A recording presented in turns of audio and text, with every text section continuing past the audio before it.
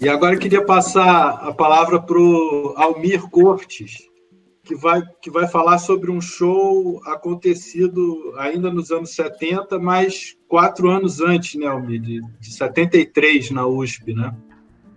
Foi muito bom ouvir, né? Eu já conheci o livro do Maurício, ouvir ele falando agora, né? E ver todas essas conexões. Algumas delas, inclusive, a gente já pode ver uma semente nesse show da USP que eu vou falar, como o próprio Filhos de Gandhi, que encerra, é uma das músicas que aparece mais para o final, né, dessa apresentação que eu estou estudando, né, que é meu projeto de pesquisa na Unirio. E só para contextualizar, então, rapidamente, antes de entrar nos exemplos musicais, acho que falar brevemente do contexto do show, né? É um show ainda também, assim como o Refavela, dentro do regime ditatorial, né? Um dos períodos mais sangrentos, aí, mais fortes da ditadura no Brasil. A gente tem um dos primeiros livros que vai fazer um relato do período, né? E vai falar sobre detalhes do show, tanto da programação do show em si e do pós-show, digamos, é esse aqui, que justamente se chama Cálice, que é o livro do Caio Túlio Costa, e não é à toa, aqui ele escreveu o verbo mesmo, né? Cálice, de calar-se, mas está muito relacionado a uma canção que é importante no show, que é o Cálice, composição de Chico Buarque e Gilberto Gil, só que lá é o substantivo, o cálice, né? Afastar de mim esse cálice, e aí fica o jogo de palavras que era muito usual na época. Esse livro dedica uma parte ao show, é bem interessante a nível de contextualização sociocultural, e justamente essa parte que fala do show proibido de Gil, e vai falar de um dos pontos mais terríveis desse momento, que é a prisão, tortura e assassinato do estudante Vanucci Leme. E esse foi um dos motivos que leva os estudantes do movimento estudantil a convidarem Gilberto Gil para fazer essa apresentação, né? Então, o movimento estudantil estava bem presente nessa época. Além do show de Gilberto Gil, muitos outros shows aconteceram nesse período, de outros artistas que participaram. O público do show era um público dividido por uma esquerda, digamos, mais tradicional, que ainda admirava muito as canções de protesto da década de 60, ainda tinha esse norte, e tinha uma forma mais dura de ver a situação, né, de encaminhar as coisas, digamos. E o outro público, que já era um público que estava mais inclinado para os valores da contracultura, que já começava a ter reflexos no Brasil, né? Esse movimento que tem seu auge na década de 60, Estados Unidos, Europa, e logo se espalha para todo o globo, né? E no Brasil, um dos nomes que foi dado, um dos apelidos para as pessoas que admiravam esses valores e tentavam seguir, eram os desbundados, né? Então tinha o público dos desbundados na USP, nesse show, e o público mais da esquerda, digamos, mais da ala mais tradicional, mais afeita à Revolução Armada mesmo, né? Resumindo bastante a questão aqui, né? Então esse é o contexto do show. E qual é o Gilberto Gil que a gente tem nesse show? É um Gilberto Gil que já tinha se estabelecido enquanto artista, né? Ele já tinha gravado o disco Louvação, por exemplo, nessa época da chamada música engajada, música de protesto.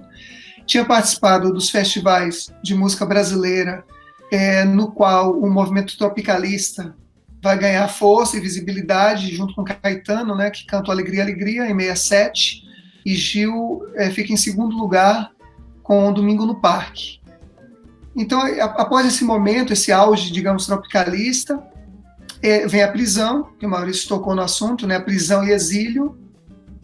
E no exílio ele vai ter contato em loco, porque eles ficam a maior parte do tempo em Londres, e com toda a cena e toda a efervescência contracultural que estava lá, né? Ele vai participar de grandes festivais, Festival da Ilha de White, Glastonbury, inclusive cantando, ele Caetano, mas também assistindo shows de Miles Davis, Jimi Hendrix, que eles chegam a conhecer brevemente, os dois também.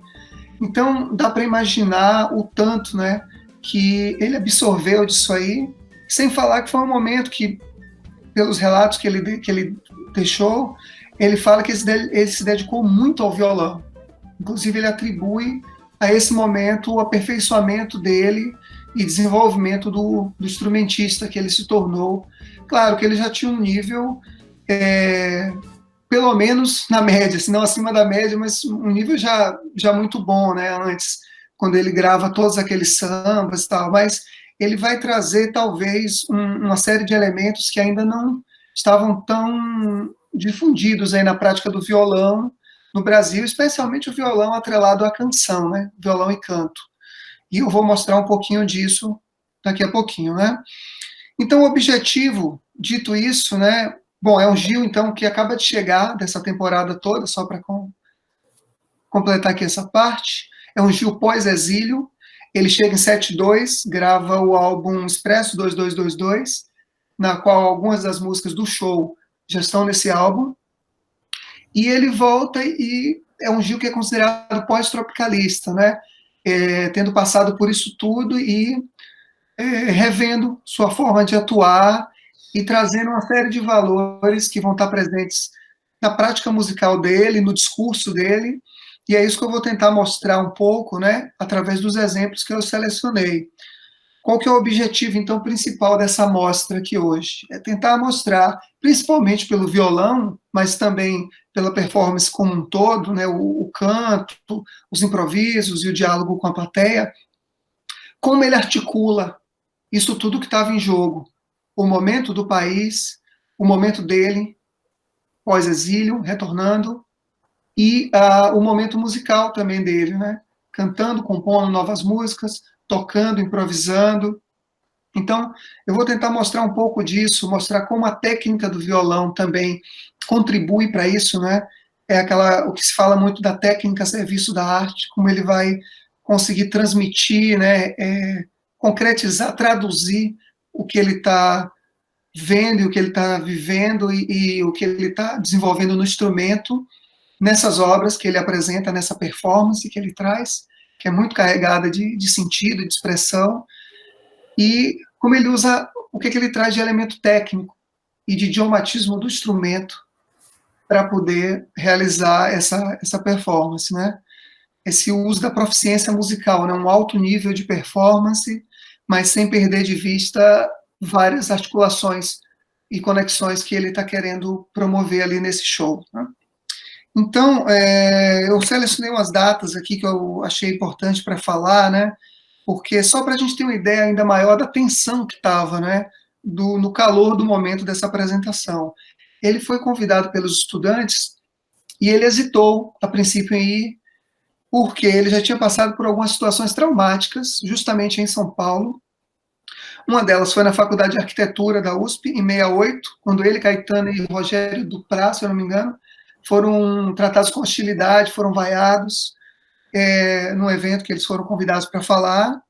Depois, em 69, ele foi desclassificado no Festival Internacional da Canção, né, no Tuca, Teatro da Universidade Católica, ainda em São Paulo.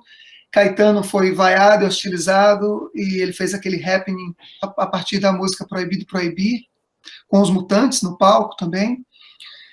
E recentemente, bem recente mesmo a esse show, no mês anterior, ele participou do Fono 73, que foi um festival organizado pela Fonogram, que juntou no palco ele e Chico Buarque, que até então eram vistos como personagens de mundos diferentes, né? Chico muito mais ligado naquele momento à canção engajada, chamada música de protesto, e o Gil já tropicalista, voltando de Londres, com toda essa carga da contracultura na sua obra, naquele momento, né? E ele é justamente a música Cálice, que é essa que deu o título aqui ao livro que eu mostrei, é a música que vai ser censurada. Eles tentam apresentar ela sem cantar a letra, o microfone é desligado, e então a música estava no ar, ela nunca tinha sido apresentada em público.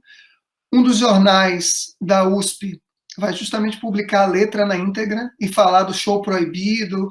Então, toda essa aura de proibição da música, de censura, tudo isso que eu falei está em jogo aí nesse show, né? Então vamos só mostrar uma foto aqui que eu achei. A gente, infelizmente, não tem vídeo do show, mas essa foto aqui ilustra um pouco da atmosfera. Deixa eu ver se aparece para vocês. Aí a gente tem o Gilberto Gil, sua voz e violão no centro da tela, todos os estudantes ao redor dele, né? Uma situação bem improvisada, lá no biênio da Escola Politécnica da USP. Aí tem a programação cultural no quadro. E aqui onde tem só a letra O e a letra S, em outra foto dá para ver que eram os estudantes que continuavam presos. Tinha uma lista dos estudantes atrás dele, no palco. Então, deixa eu parar aqui essa exibição. Pronto. Voltamos para cá. Então eu vou começar tocando um trechinho do show e depois eu vou mostrar também o violão da música Oriente. É uma música que traz bastante coisa para a gente falar. Vamos ouvir um pouquinho e em seguida eu comento ela. O Oriente é a música que abre o show, tá? É a primeira música que a gente tem. Como eu falei, não tem vídeo do show, infelizmente, ele só sobreviveu porque um dos estudantes tinha um gravador de rolo, e eles conseguiram gravar, e o show foi remasterizado, ficou clandestino por um tempo, e hoje já está disponível em todas as plataformas, no YouTube. Primeiro chegou no YouTube, mas hoje já está em várias plataformas aí. Então vamos aqui para o Oriente.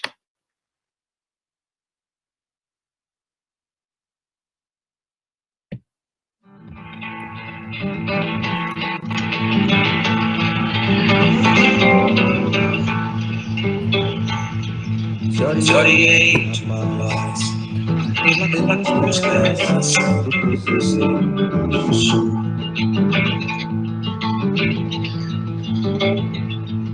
Se oriente uma voz pela constelação de areia de vinho que cresce, se esquece.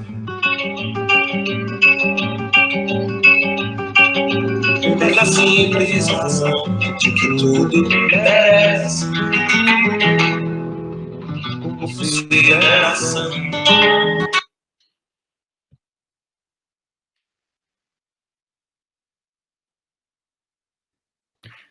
Bom, o que é que a gente pode falar aí do Oriente, logo para começar, né? Seguindo aquela linha de raciocínio que eu propus, né, de mostrar como o material musical reflete o que está sendo dito e o que o Gil quer expressar com a performance dele, a gente pode apontar aqui algumas coisas. Primeiro, um embate aqui, um dualismo entre o Oriente, né, o lado oriental, digamos, a influência oriental, que é um dos valores contraculturais, e um lado mais pragmático e racional, que estaria associado aqui ao Ocidente, né? Então, do ponto de vista musical, a gente tem um trecho mais, digamos, mais modal, que mais indefinido tonalmente, e que trabalha com essa sonoridade que remete a uma sensação de transe, né, ao mantra, e outra mais tonal, que trabalha com cadências, encadeamentos harmônicos, característicos do tonalismo e, portanto, ocidental, né? Então ele está brincando, jogando, né, com isso, com o Oriente, com o Ocidente, né? E o Oriente, do ponto de vista musical, eu vou abaixar um pouco para mostrar o violão, aí eu fico indo e voltando para vocês poderem ver um pouco o instrumento. Como que ele vai traduzir, né? A gente vai ter esse pedal constante aí, na nota Lá, corda solta. E aqui embaixo a gente tem uma quarta, um intervalo de quarta, que ao mesmo tempo forma um power chord também, né? Que é outra que está ligada ao rock, muito presente na época, e a própria guitarra elétrica que o Gil começa a tocar nessa época. Depois eu falo um pouquinho disso. Mas a princípio a gente tem esse acorde sem terça, esse pedal, né? E ele vai brincar com o deslocamento, né? Esse idiomatismo do violão de posição fixa. Justamente essa quarta que vai se deslocando E ele realiza, por exemplo, movimentos como... Lembra o berimbau um pouco, né? Mas, ao mesmo tempo, passa por uma possível blue note, como a gente vai ver, porque, apesar de não ter a terça, ele passa aqui pela nota dó, né? Considerando que a gente está em lá, que seria uma terça menor, mas, às vezes, ele toca a própria terça maior no acorde, através dessa forma aqui de Lá maior com sexta. Então fica meio ambíguo aí, né? E também dá para ver como está tudo junto, né? Esses traços do raga indiano, que é essa nota pedal e essa sensação de transe. Claro que tudo assim, muitas impressões, provavelmente Gil ouviu, ele na hora de ir para o violão foi buscar isso, né? Não que ele tenha tocado, tirado um raga e trouxe para cá, mas são formas de, né, trazer elementos, né? Criar sensações, né? Então, esse aqui, digamos, foi o ambiente do Oriente dele, né? Ele vai cantar com esse intervalo também de quinta. São notas que estão aqui, né? Que estão na série harmônica da nota pedal, falando justamente do Oriente, né? E na hora que ele vai falar como o rapaz deve se orientar, né? Ele passa justamente aqui por uma escala modal, é o modo dórico, mas ao mesmo tempo que tem esse modalismo, digamos, na melodia, que aí sim passa pela terça menor, você tem uma progressão aqui bastante tonal que vai tratar um acorde para cada tempo, para cada pulso, né? E aqui ele tá como se ele fizesse, né, um Mi menor, Mi7, só que é um Si bemol, um sub, e aí ele vai fazendo esse ciclo de quartas, quintas por inversão, né? Chega no Ré, chega no Sol, e aí ele retoma Ré, Sol com inversão, Mi, e retoma para o Lá.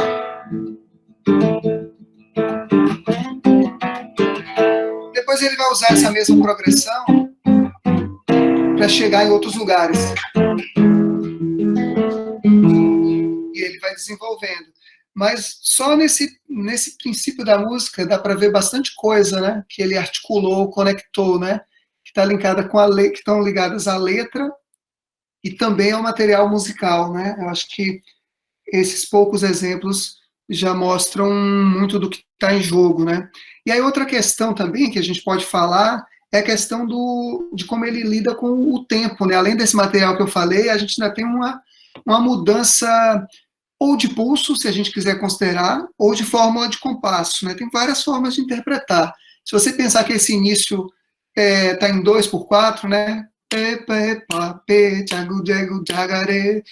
Você tem depois um 3/4. 1, 2, 3.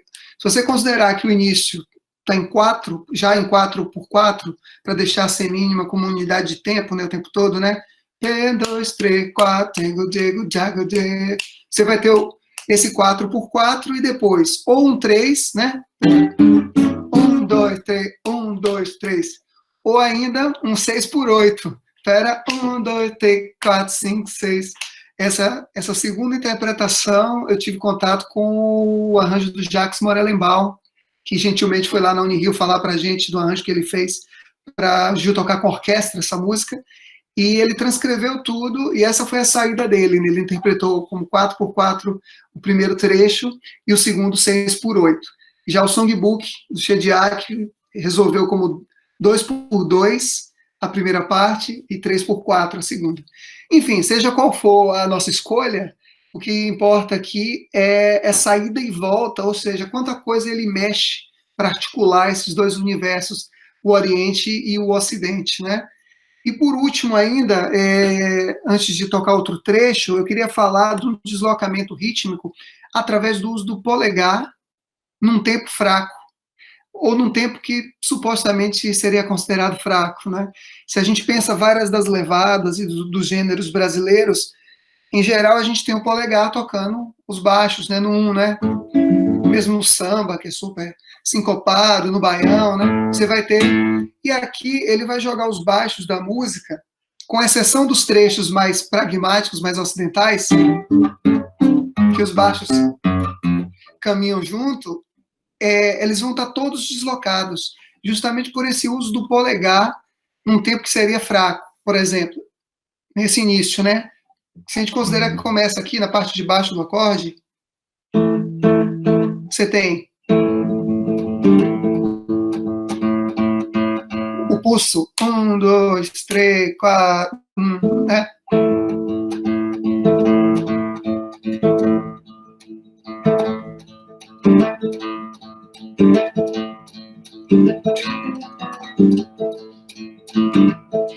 E ele vai usar isso aí a música toda, sempre que ele volta para a parte oriental, digamos, né? Ele vai fazer, inclusive quando ele faz arpejos, né?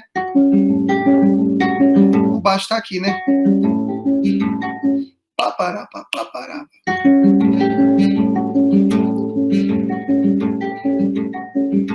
E num trecho que eu vou mostrar agora, ele vai utilizar, já começar a pintar essa técnica de polegar indicador, que foi certamente um dos destaques do momento, assim, né? Falando em algo técnico, mecânico e idiomático do instrumento, que ele vai fazer corda solta, corda presa, e usar o polegar indicador para fazer esses deslocamentos.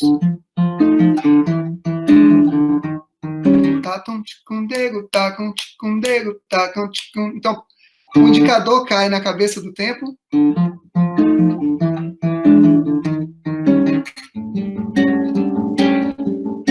Né, e depois ele volta com outro padrão. Vou tocar esse trechinho para a gente ouvir na versão dele agora. Voltamos para o Oriente. 28.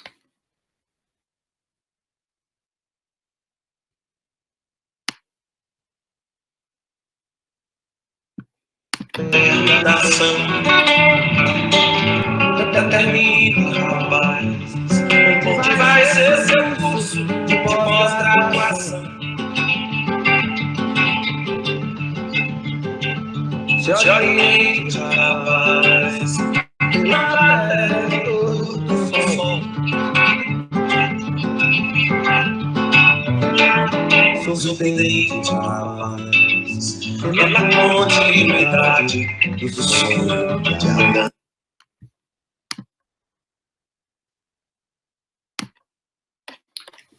Acho que ficou bem claro, né, no momento que ele toca, né? E é interessante porque essa parte aí, que é onde a gente tem a textura mais aguda da música, né, onde vai para a nota mais alta da canção, que vai para a região aqui do quarto grau, né, tá articulando dominantes aqui, um possivelmente sendo subdominante dominante substituto do outro.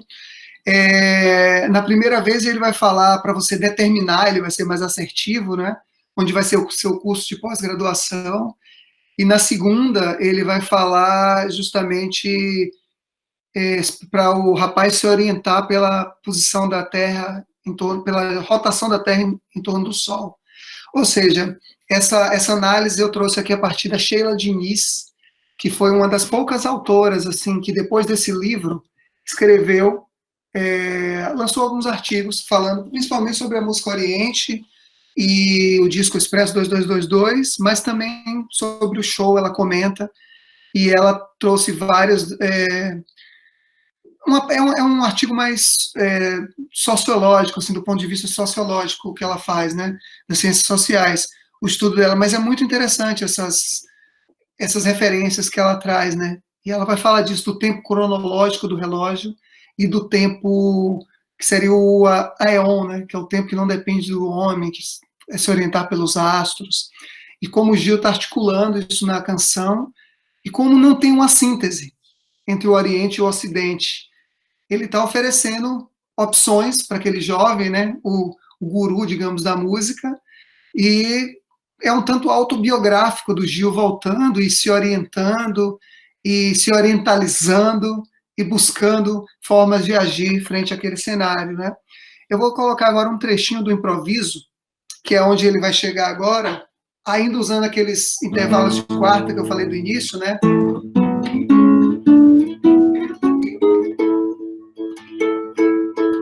E aí ele vai começar a brincar com isso aqui, ele vai manter esse padrão aqui do baixo, sempre os baixos deslocados, e vai começar, um tanto que aleatoriamente, descer esse intervalo de quarta,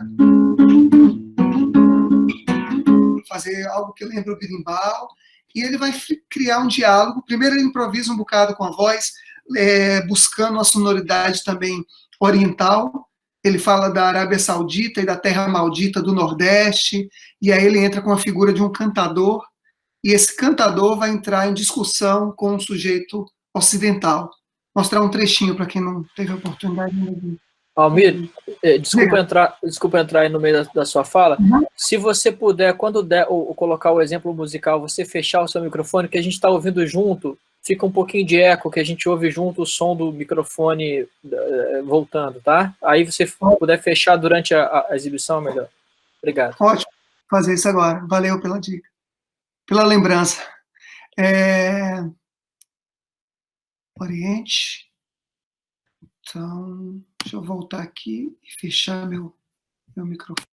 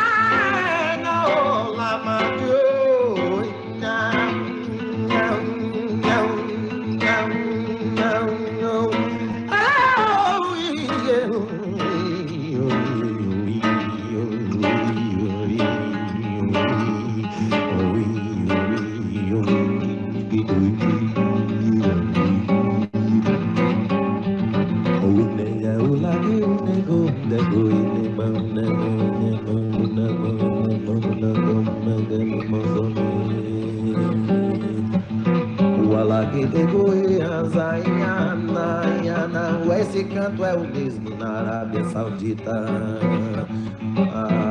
nas terras malditas, nas terras malditas do Nordeste. É o mesmo na Arábia Saudita.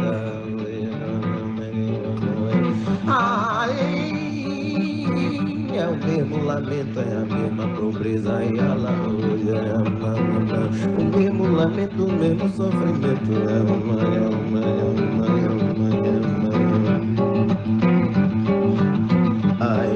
cala a boca, rapaz. Esse cara já tá. Acaba com isso, rapaz. Você é que esse negócio desse nha, rapaz, quer tirando essa chifra de Oriente aqui comigo, rapaz? Nós estamos no Brasil, rapaz.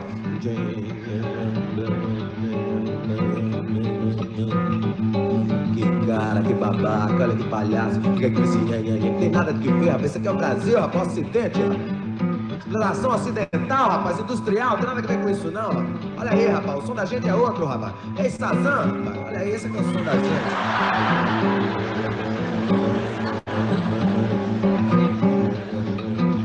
Rapaz, leva a mão daquela, rapaz, da novela, aquela que aparece na televisão, lá.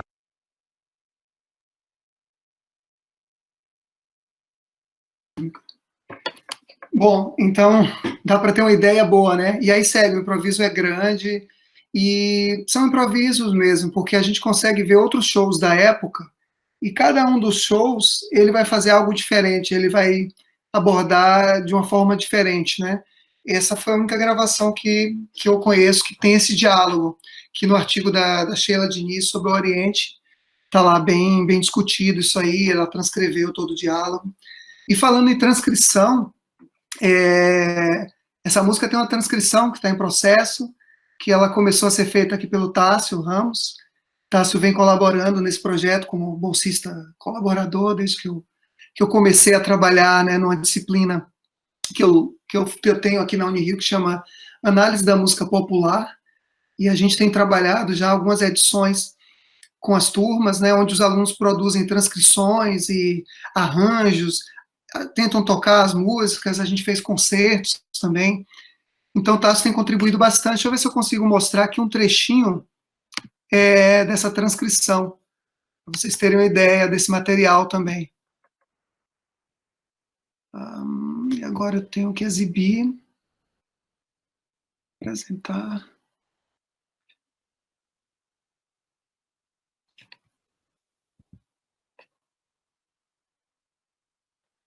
Já vai aparecer aí para vocês. Isso. Então, aqui a forma como a gente está fazendo as transcrições, né? Voz e violão, aquilo que eu estava falando no início, dos baixos deslocados, parte dos acordes, acorde para cada pulso. E aí bastante nota fantasma, né? Ou nota percussiva, como eu gosto de chamar, porque a gente ouve um som percussivo. E voltando a falar sobre guitarra, que o Gil estava muito tocando guitarra nessa época, guitarra elétrica, a gente tem também o recurso dos bends, né? Que ele faz logo aqui nesse momento aqui do reset, né?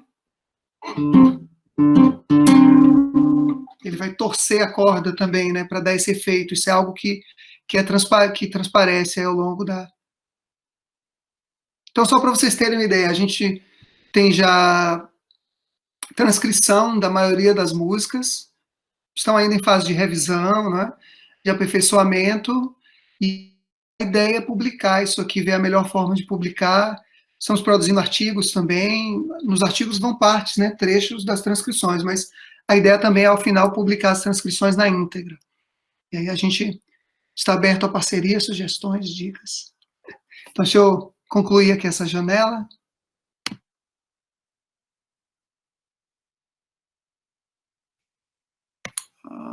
Fechei, pronto.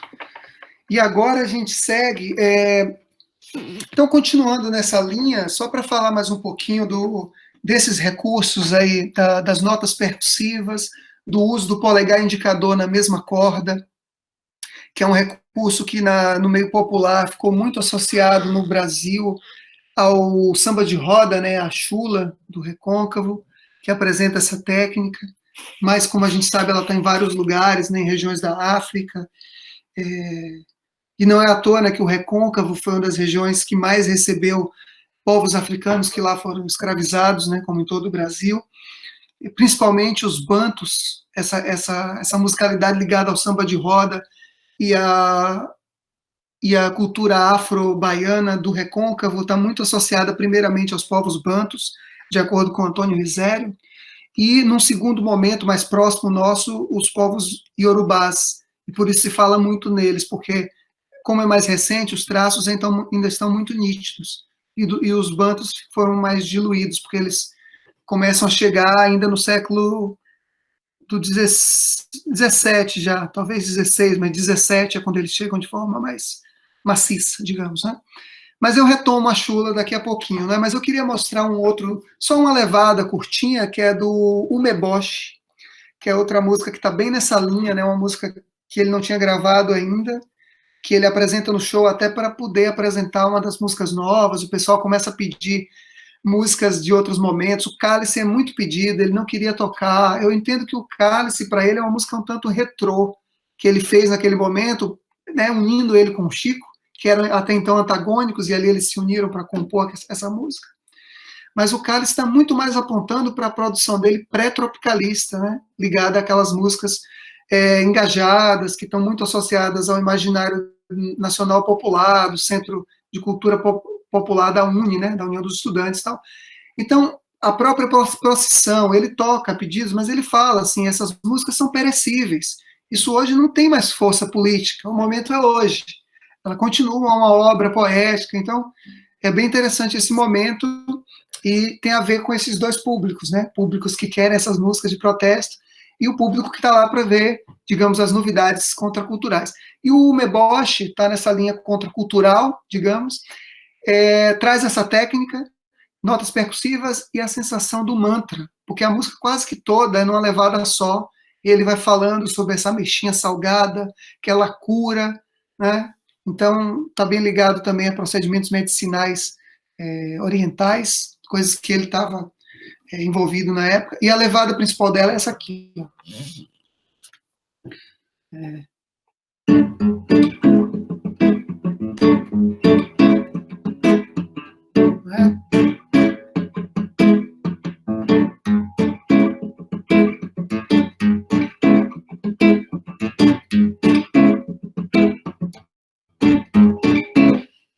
Novamente, esse ocultamento do tempo forte, do chão. Você demora um tempo a entender onde que começa a levada. Vou tocar um trecho agora dele no show, para vocês perceberem melhor, porque quando entra o canto, aí realmente cria mais ainda essa sensação de deslocamento.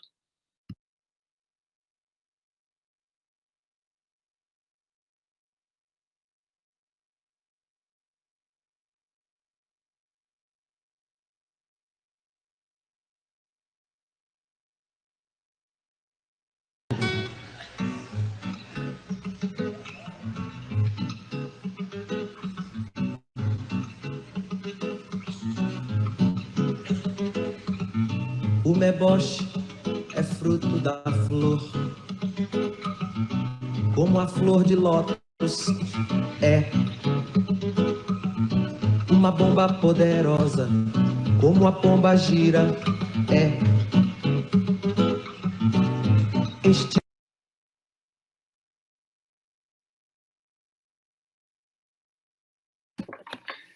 E a música segue, é uma música enorme, né? Que é outra característica dessas novas músicas e desse show, são músicas longas, de 8, 10, 15. Filhos de Gandhi, que o Maurício comentou, ela dura 20 e tantos minutos no show. É também uma característica da época, né?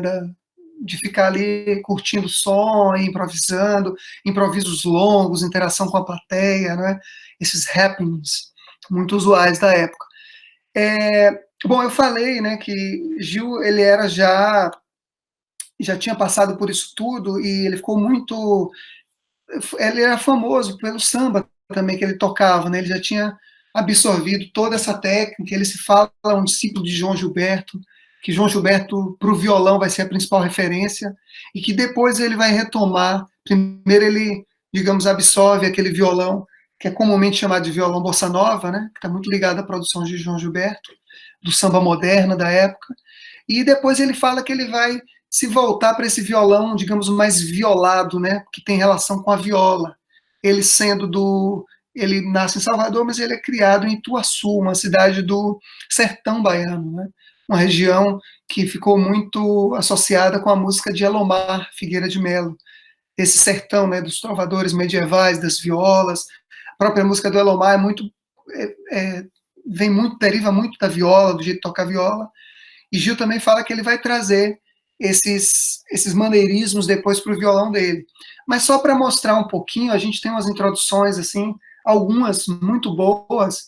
Uma delas é o do Chiclete com Banana, que ficou icônica depois desse show, né, que mostra muito esse domínio já de um violão estabelecido, já após Laurindo de Almeida, Luiz Bonfá, Baden Powell, Paulinho Nogueira, Gil comenta, Geraldo Vespar e tantos outros violonistas que já atuavam antes de Gil pintar no mercado, ou meio que concomitantemente com ele. Então, essa introdução aqui, ó.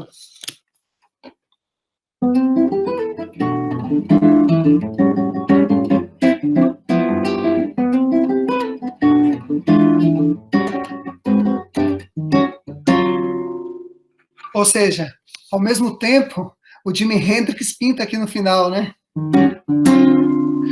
Esse acorde ficou muito associado a ele, né, por causa da música do Fox Lady, né?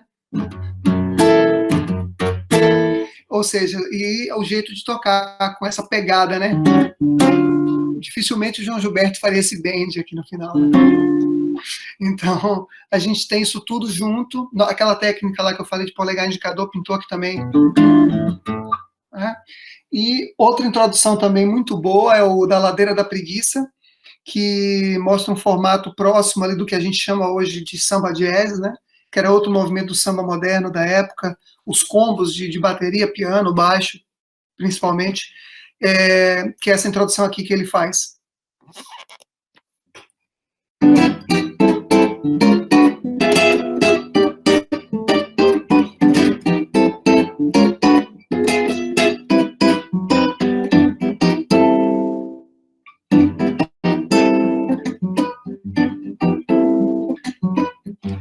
Ao mesmo tempo, lá vem o percussivo, lá vem a técnica de novo, mas dá para ver que ele já dominava, né? O violão todo da época, ele vai somando isso tudo, né? Então, o Gil é isso tudo ao mesmo tempo agora, né? Fora ele cantando, compondo e a presença de palco dele. Então, agora, encaminhando para o final, eu vou para o Expresso 2222, que é outra música que vem atraindo a atenção de gerações e gerações, sempre foi muito falada, né?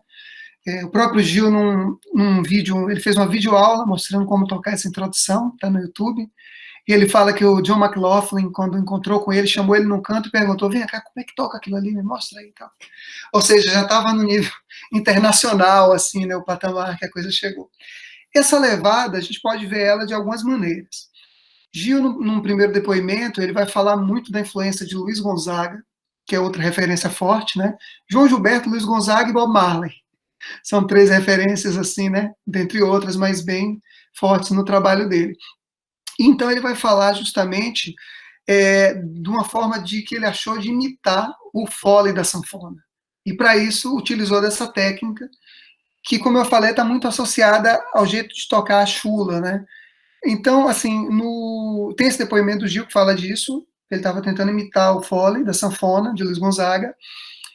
Tem um outro depoimento dele, que está naquele documentário Tempo Rei, no qual ele vai para o Recôncavo, para Santo Amaro da Purificação, visita Roberto Mendes, que é uma das referências, né, do violão no samba chula, e ele vai falar da memória do Recôncavo, dos trens, né, e essa coisa da locomotiva, que ficou na cabeça dele o número 2, por algum motivo, que levou ele a compor depois e falar do 2222. E ele vai falar justamente nesse momento que ele fala que ele estava recuperando esse jeito de tocar mais violado, como ele chamou, que viria da viola, né? Desde do início do desenho, a gente tem essa associação de quem toca de forma rasqueada com algo mais popular do que tocar ponteando, dedilhando, com algo ligado mais a uma cultura erudita, né? E a violinha que ele vai falar, no Recôncavo, é essa aqui, ó, que é a viola machete, que vai ser a violinha que chega da Ilha da Madeira, de Portugal, e vai se ambientalizar no samba de roda, né? E os tocadores, eles tocavam basicamente com polegar e indicador, né? Uma forma que eles acharam de reproduzir, possivelmente, a percussão, né? Os atabaques que já estavam tocando, né? Quando a violinha chegou. Então, eles vão tocar padrões assim.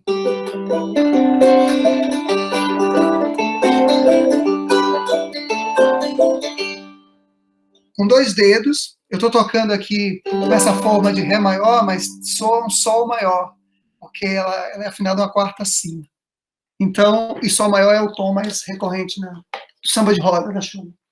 Então, é um pouco disso tudo junto, né? Porque esse padrão da chula, ele vai deslocar também o tempo, né? Ele vai tocar o baixo. Quando esse padrão da viola, né? Esse vai ser jogado para o violão, o que aqui estava no agudo, vem aqui para o baixo, né? Ou seja, e.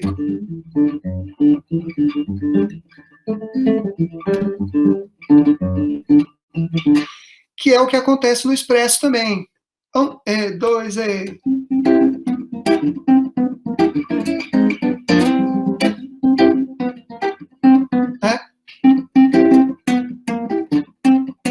E aí um monte de nota percussiva, essas notas percussivas nem sempre coincidem no mesmo local, às vezes tem uma corda solta que pinta, às vezes não, e essa irregularidade soma muito, porque traz aquele efeito de algo que é irreprodutível, e que a cada momento vai sair de um jeito, justamente porque ele liga esse motorzinho aqui, e a música toda, inclusive o improviso, eu vou mostrar agora para vocês, para finalizar, vai estar o tempo todo esse contínuo. E é impressionante, porque ele toca a música toda, faz um improviso imenso, enorme, e volta a música toda de novo, e além de não cair o andamento, ele ainda corre um pouquinho. Ou seja, é um nível de energia que está ali sendo descarregado na performance, que é de tirar o chapéu, assim mesmo, né? Falando mais especificamente da performance musical. Então, vamos lá, então, no Expresso. Expresso.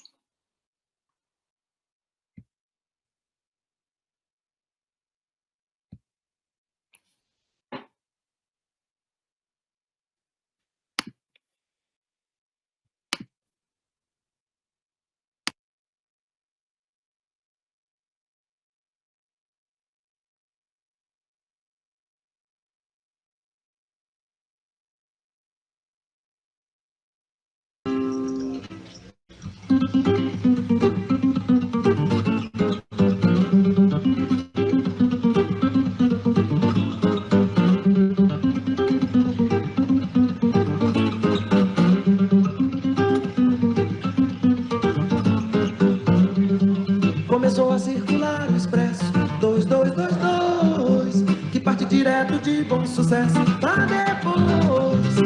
Começou a circular o expresso 2222 da Central do Brasil, que parte direto de Bom Sucesso pra depois do ano 2000.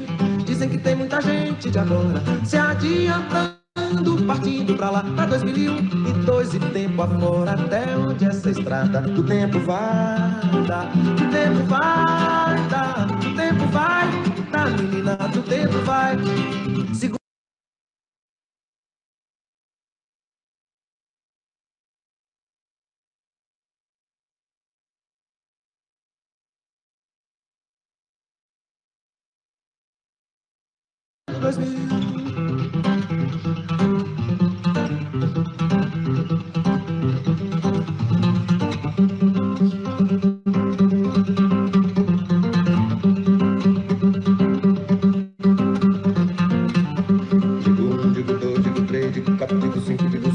Digo 8, digo 9, digo 10, digo 11, digo 12, digo 13, 14, 15, 16, 17, 18, 19, 20, 21, 22, 2, 2, 2, 2, 2, 2, 2, 2, 2, 2. Tudo tem dois lados, tudo certo, tudo errado, tudo em cima, tudo embaixo, tudo longe, tudo perto, tudo branco, tudo preto, tudo dia, tudo noite, tudo lua, tudo sol, tudo homem, tudo mulher.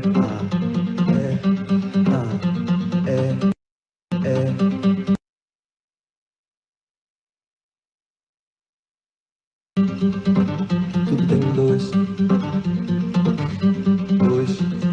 lados, certo, errado, dois lados, certo, errado, dois lados.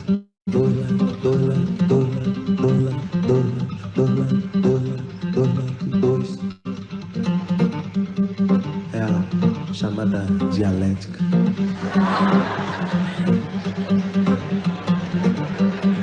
Felicidade vem depois. Dois, digo 1, digo 2, digo 3, digo 4, digo 5, digo 6, digo 7, digo 8, digo 9, digo 10, digo 11, digo 12, 13, 14, 15, 16, 17, 18, 19, 20, 21, 22, 23, 24, 25, 26, infinito. Esgotando a matemática.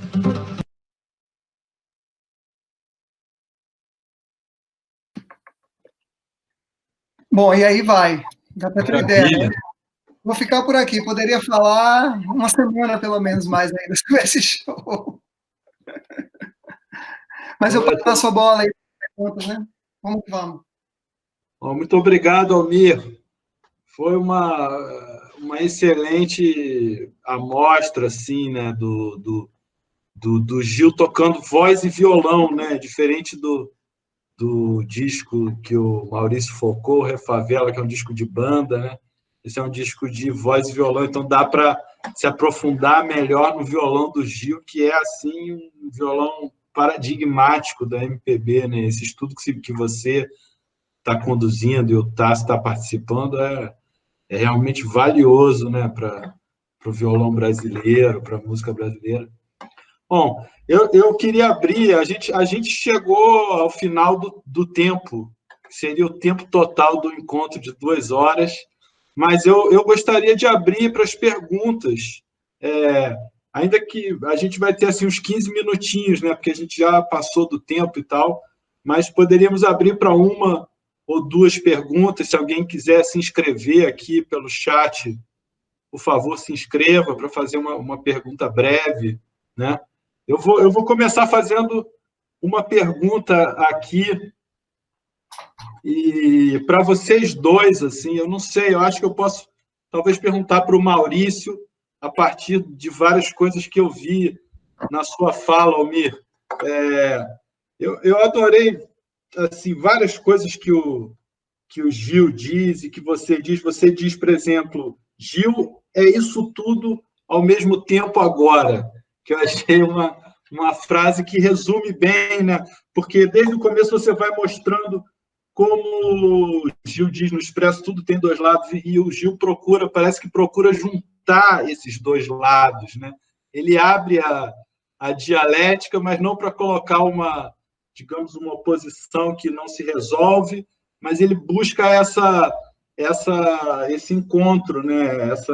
Essa convivência, digamos assim. Então, ele fala em maior, menor, você falou no começo, né? Ele fica entre a tonalidade maior e menor no Oriente. Bom, ele fala de Oriente e Ocidente. Aí, na letra de Oriente, ele fala: se Oriente, pela rotação da Terra em torno do Sol, né? Quer dizer, ele tem sempre uma visão global, assim, né? Quase interplanetária. E aí ele junta tudo, chula baiana com rock, música árabe. Ou seja, ele tem uma visão holística, né? De aceitação das diferenças, de convivência, mistura também elétrico com acústico, Jimi Hendrix com Jackson do pandeiro, notas percussivas com harmonia sofisticada, percussão. Quer dizer, está tudo ali, é muito rico, e, ao mesmo tempo, parece que não há diferença irreconciliável. E isso, nesse mundo que a gente vive agora, né, que é um mundo assim, politicamente tão complicado, né, de tantos impasses, de tantas oposições irreconciliáveis, não só na cena política brasileira, mas na cena total mundial, né? O mundo parece estar caminhando cada vez mais para conflitos, eu não sei, enfim, eu vejo as coisas assim. Então, eu queria saber se há espaço para essa conciliação do Gil, para essa, digamos assim, para essa visão holística que vê os contrários, vê as oposições, mas as une também.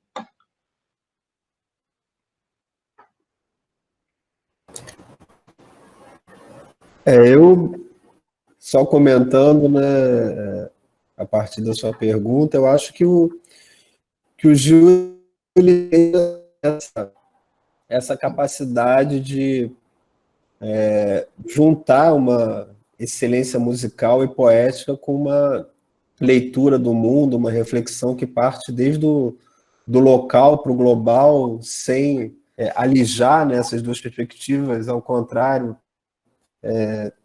entrecruzando, né, ele vai em algum momento falar né, que o Luiz Gonzaga, que, como o Almir falou, que é uma das principais referências dele, é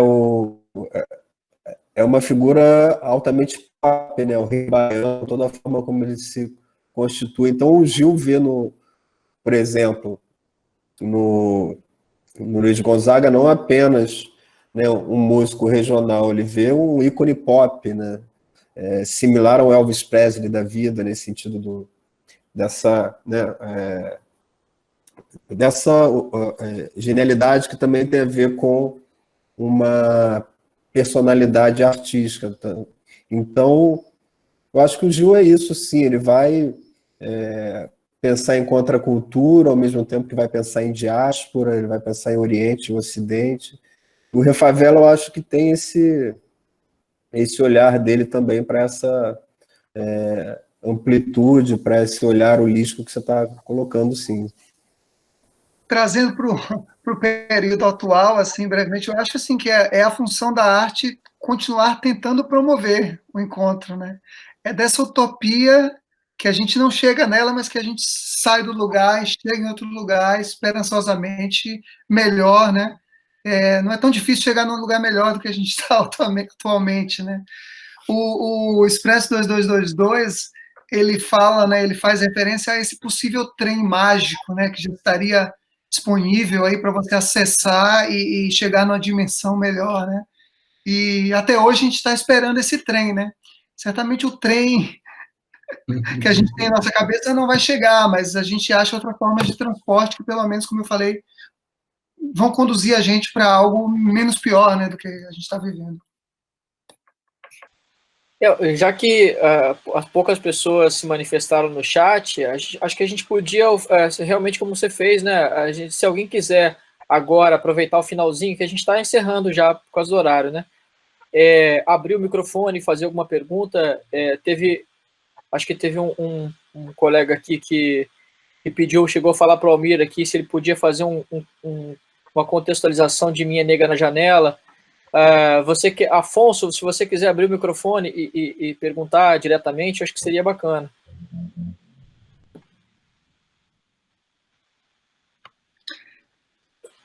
Afonso Celso, grande violonista, lá da UFBA, turma lá do Mário Ulloa. Não sei se o Afonso está aí ainda. Ele pediu para eu falar da música Minha Nega na Janela. Eu vou falar brevemente, fica gravado aqui também, né? Aproveito para falar, dentre os artigos que a gente está finalizando, a gente tem um sobre o Filhos de Gandhi, eu, Tássio e mais do Marco Gerard, que já foi aceito, vai sair no Música Popular em Revista, tem transcrição e tem uma análise interessante sobre o violão e a performance. E um outro que está em processo é justamente o Minha Nega na Janela, com 2 estudantes, o Felipe e o Lourenço. O Felipe possivelmente vai ser bolsista agora do projeto. E é bem interessante porque é uma música polêmica, uma música que a letra fala ao mesmo tempo de racismo, de machismo, de violência contra a mulher. Então a letra é barra pesada, que o Gil toca no show, e ao mesmo tempo que o nível musical é tão alto do arranjo, porque tem uma introdução super bem feita, ele faz umas emilas no violão enquanto canta, o conteúdo da letra é terrível, né? E hoje em dia, possivelmente, ele apanharia cantando uma música dessa. Mas o contexto era outro, né? A gente mostra que as pessoas dão risada. Então, assim, o artigo está caminhando nessa direção, de mostrar um pouco do violão, como ele resolveu algumas questões, fala do samba, como ele foi composto, do Germano Matias, que era o autor que lançou, e o Doca, que é o outro compositor, junto com ele, e como essa música vai ganhando um significado diferente, né?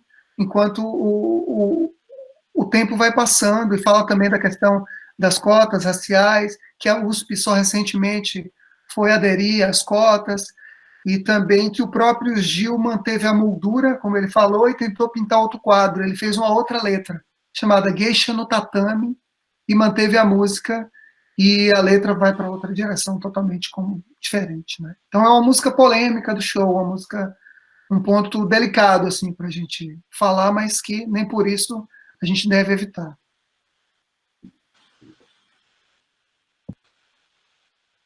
Acho que tem mais uma pergunta agora para o Maurício.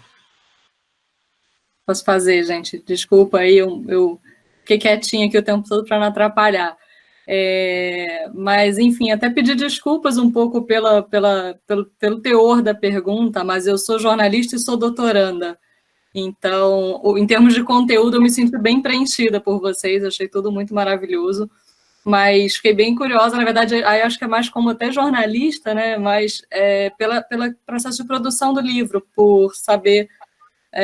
queria saber, na verdade, o viés que você usou, porque é um disco que poderia render um livro desse tamanho, né?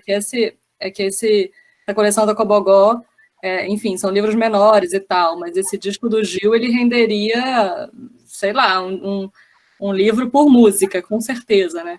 Eu queria saber um pouco como é que foi a escolha do viés, a escolha de como tratar esse disco, de como abordar esse disco no livro.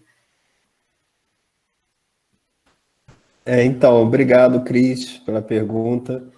Como você falou, né, a coleção O Livro do Disco, ela tem um formato que não é um formato ideal ou que não foi pensado para você fazer um trabalho de fôlego no sentido de extenso e como você mesmo falou, que pudesse render uma publicação muito maior, porque realmente é uma abertura para uma série de assuntos, e mesmo esses que eu abordo no meu livro, certamente poderiam ser expandidos num outro livro, e sim, a gente poderia fazer algo muito mais extenso, né, nesse sentido de formato do livro. Mas o livro da Cobogó, da coleção do livro, ele tem um pouco essa perspectiva de afinidade do autor com o disco, né? Então você tem uma relação ali que ultrapassa um pouco até a relação enquanto pesquisador, né? Tem uma afetividade, né, um encantamento que acaba te envolvendo enquanto autor do livro nessa perspectiva da coleção. Então, o meu viés diante né, dessas muitas possibilidades de abordagem foi de pensar o Gil da época, né, o que o Gil estava pensando no calor da hora, na medida em que foi um disco produzido também em torno, né, das questões do seu tempo, né, das lutas de libertação anticoloniais na África, tudo que eu falei sobre o contexto do movimento Black Power. Então, era um Gil impactado por isso tudo, que tinha ido à África, que estava querendo falar da negritude. Eu queria saber o que ele pensava naquele momento. Então, fui muito nas declarações dele da época, principalmente a entrevista que ele dá para a jornalista, para a Ana Maria Baiana, em 77, também no calor da hora. E aí, como tem também uma liberdade nessa coleção para você colocar impressões, né, próprias e até mesmo experiências próprias, foi um pouco por aí que eu trabalhei.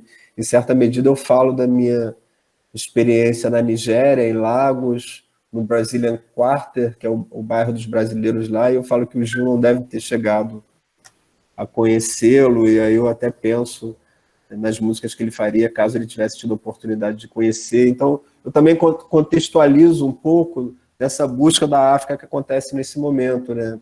Verger, Manuela Carneiro da Cunha, que produz um livro importante também sobre os brasileiros, né, os africanos retornados, chamados agudás, que voltam para Nigéria, para Lagos. Então tem um pouco essa perspectiva também ensaísta e dialógica com o livro e com o disco, principalmente, né? Então o livro ele é essa oportunidade de reflexão e também de contextualização e de uma reflexão também sobre essas frentes, né, que o Gil traça. Eu acho que uma coisa que é fundamental é pensar como ele realmente, a partir de um disco como Refavela, ele faz esse pensamento, ele traz esse pensamento afrodiaspórico em torno da música negra, que é algo que depois a gente vai encontrar na academia, em textos importantes, mas ele tem realmente essa sensibilidade de vislumbrar essa questão, que é o que eu tento trazer para o livro também. Não sei se eu respondi. Não, respondeu sim. Só fazendo um comentário em cima, quer dizer, em cima não, tentando entender Gil, né, também, que eu também venho acompanhando, estudando e tal. Eu tenho a sensação de que realmente essa viagem à África e esse disco foi esse marco, né, do antes e depois, não só musical, como de visão dele, porque mesmo ele sendo um baiano, criado na Bahia, que é um lugar mais negro, onde chegaram os escravos, tudo que a gente já sabe, tal, eu fiz uma pergunta em uma entrevista a ele, por que Machado de Assis não foi um autor que entrou na vida dele, né, assim, quer dizer, na obra, em toda aquela coisa do tropicalismo e tal, afinal Machado é o nosso autor negro, né, Uhum. E a resposta dele foi que Machado, na verdade, que Machado não apareceu naquele momento e tal, e aí ele disse, na verdade, que ele era muito inculto antes do tropicalismo, que a partir da Tropicália que ele resolve, que ele começa realmente que aquele movimento, né, aqueles encontros que trazem esses poetas e escritores, autores para a vida dele. Então, Machado, na verdade, foi uma descoberta depois, e esse depois ele não falou isso, né, eu sei que foi depois do Refavela. Então, é muito interessante que não é só musicalmente, né, que ele vê o mundo, enfim, a influência africana e o mundo africano, né, enfim, o negro do Brasil. Enfim, é isso. Muito obrigada, gente. Obrigado, Cris. eu acho que o Almir e o Maurício podiam encerrar só, se vocês pudessem para a gente dizer o que vocês estão fazendo e onde é que vai estar aquela playlist que você falou, Maurício, e sobre as publicações que estão para sair aí. Almir, você já falou também um pouquinho da revista, mas onde que a gente pode saber mais aí sobre o trabalho que vocês estão fazendo? E aí, se vocês quiserem já fazer as suas considerações finais, aí seria ótimo. Almir, quer falar? Posso falar? Mas, bom, o trabalho, como eu falei, a gente está começando agora aos poucos a publicar, né? Transformar isso em artigos. Eu estou vendo a possibilidade de publicar transcrições comentadas, né? Procurando os melhores locais para fazer isso, né? Tem esse artigo agora sobre Filhos de Gandhi, que eu já falei, que vai sair no Música Popular em Revista, que é uma publicação, parceria da Unicamp com a Unirio. É só procurar, tem um site, Música Popular em Revista. O outro artigo do Minha Negra na Janela, ele ainda vai ser submetido, então ainda não tem previsão de publicação. E as transcrições ainda, eu estou vendo a melhor forma como fazer isso, né? Vendo a possibilidade também de realizar, preparar algum vídeo comentado, onde é possível tocar um pouco, fazer comentários ao longo da transcrição. Estou estudando ainda essas formas, pesquisando o que tem no mercado. E a melhor forma de estar em contato, eu acho que assim, eu estou bem presente nas redes sociais, quem puder me encontrar, seguir aí pelo Instagram, Facebook, lá tem meu e-mail, quem quiser entrar em contato. Tem um e-mail também pelo site do Instituto Villa-Lobos, né, onde eu sou professor. Então, é só procurar por Almir Cortes nessas redes, que é bem fácil de ficar em contato comigo aí. Espero que vocês mantenham o contato. Foi um prazer estar aqui, eu agradeço novamente, Gabriel pela organização, Tássio também por todo o suporte, Maurício, que a gente já estava em contato, aproveito para agradecer também ao professor e colega Cliff Corman, que foi quem nos apresentou, e já que ansioso pela oportunidade da gente se encontrar pessoalmente aqui para comentar sobre esse evento, que certamente vai ficar na memória aqui por um bom tempo.